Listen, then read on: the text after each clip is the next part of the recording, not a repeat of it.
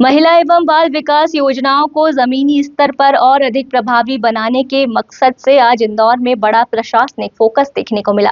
केंद्रीय महिला एवं बाल विकास मंत्री अन्नपूर्णा देवी एक दिवसीय दौरे पर गोमटगिरी स्थित प्रशिक्षण संस्थान पहुंची, जहां उन्होंने न केवल व्यवस्थाओं का निरीक्षण किया बल्कि योजनाओं की प्रगति को लेकर अधिकारियों के साथ विस्तृत समीक्षा भी की।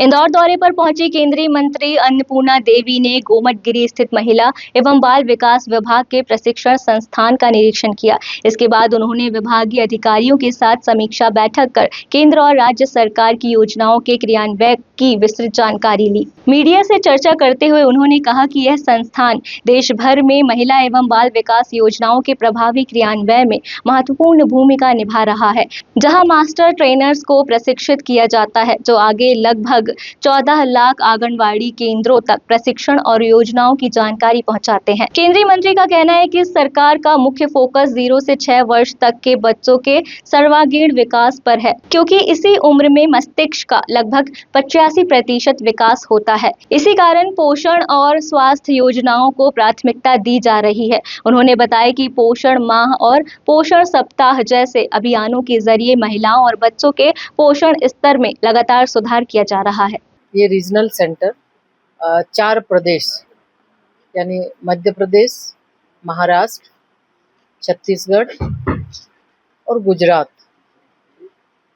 ये प्रशिक्षण के लिए मुख्य रूप से महिला बाल विकास विभाग के जो 3 मिशन है, मिशन सक्षम आंगनवाड़ी, पोषण 2.0, मिशन शक्ति और मिशन वात्सल्य, इनके जो भी स्टेक होल्डर हैं उनका प्रशिक्षण होता है समय समय पर। उनकी कैपेसिटी बिल्डिंग हमारा लक्ष्य है। जैसा कि माननीय प्रधानमंत्री जी हमेशा कहते हैं कि समय के साथ उन्हें अपडेट करने का स्किलिंग की बात वो करते हैं, और उसी के तहत इस संस्थान में हमारे मास्टर ट्रेनर के रूप में हम आंगनवाड़ी जो हमारी सेविका है यानी जो स्टेक होल्डर, CDPO, सुपरवाइजर, उनका भी प्रशिक्षण इसके माध्यम से होता है, ताकि वो बेहतर ढंग से जो माननीय प्रधानमंत्री जी का लक्ष्य है, महिला बाल विकास विभाग के तहत जो हमारे स्टेक होल्डर लगभग 14 लाख आंगनवाड़ी सेंटर में 8 करोड़ से ज़्यादा हमारे लाभार्थी हैं, उन लाभार्थियों को बेहतर ढंग से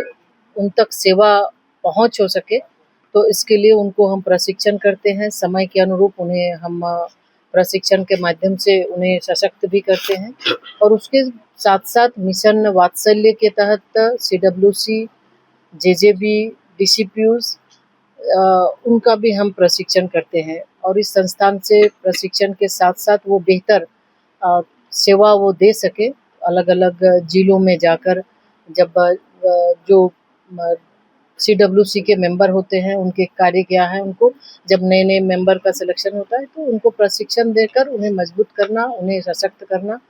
और इसके साथ मिशन शक्ति के तहत हमारे 1 स्टॉप सेंटर्स हैं, हब, तो जो उसमें कर्मी होते हैं उनको भी प्रशिक्षण किया जाता है।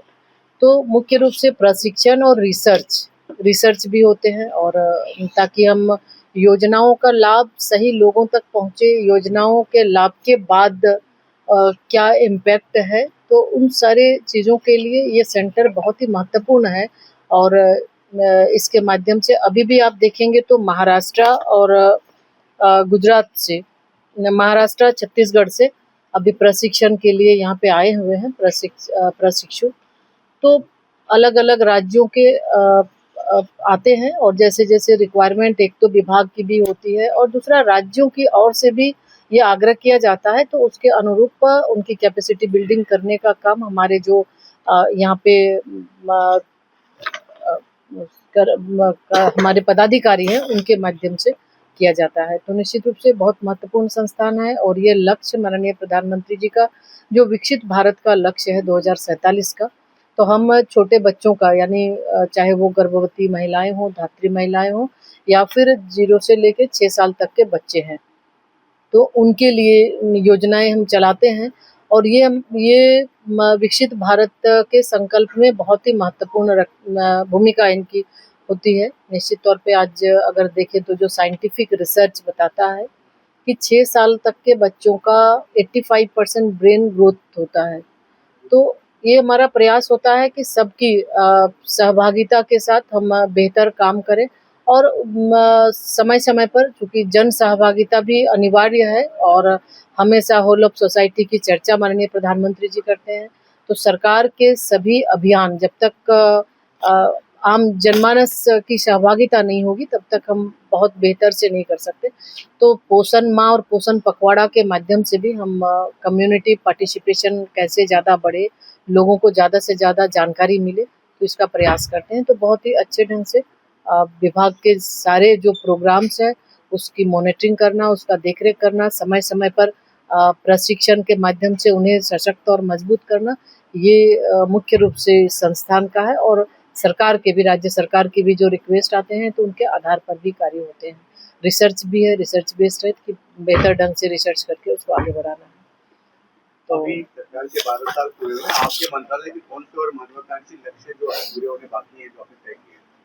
देखिए, इस 12 वर्षों में सबसे पहले तो माननीय प्रधानमंत्री जी के प्रति आभार व्यक्त करते हैं कि 12 साल पूरे हुए हैं और सबसे लंबे दिनों तक प्रधानमंत्री रहने का भी सौभाग्य उन्हें प्राप्त हुआ है। और ये आप सबके सहयोग से, आम जन के सहयोग से ये संभव हो पाया।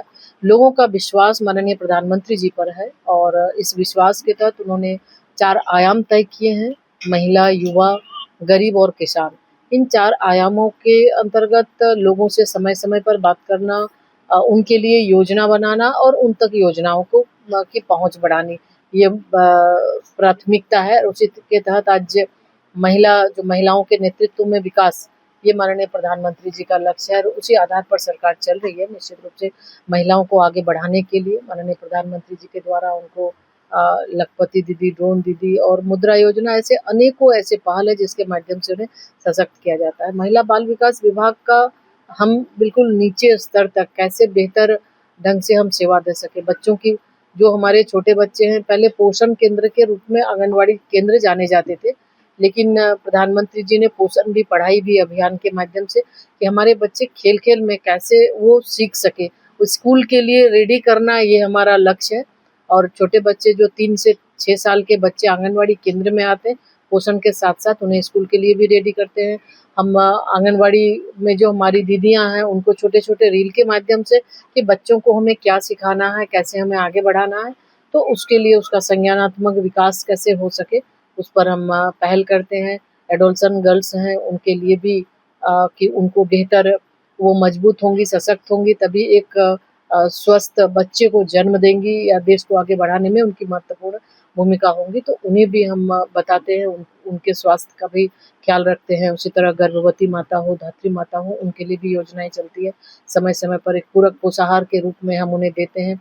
उनके पास आंगनवाड़ी केंद्र की दीदियां जाती हैं, उन्हें भी बताती हैं बच्चों का देखरेख आप कैसे करेंगे। तो अलग अलग कार्यक्रम के माध्यम से हम आगे बढ़ाते हैं इनको। महिलाओं की शादी की उम्र को लेकर भी बहस चलती है। फिलहाल केंद्र सरकार महिला एवं बाल विकास योजनाओं को सिर्फ लागू करने तक सीमित नहीं, बल्कि उनके प्रभावी परिणाम तक पहुंचाने की दिशा में काम कर रही है। बेहतर प्रशिक्षण, मजबूत मॉनिटरिंग और जमीनी क्रियान्वयन के जरिए अंतिम हितग्राही तक योजनाओं का लाभ पहुंचाने पर विशेष जोर दिया जा रहा है।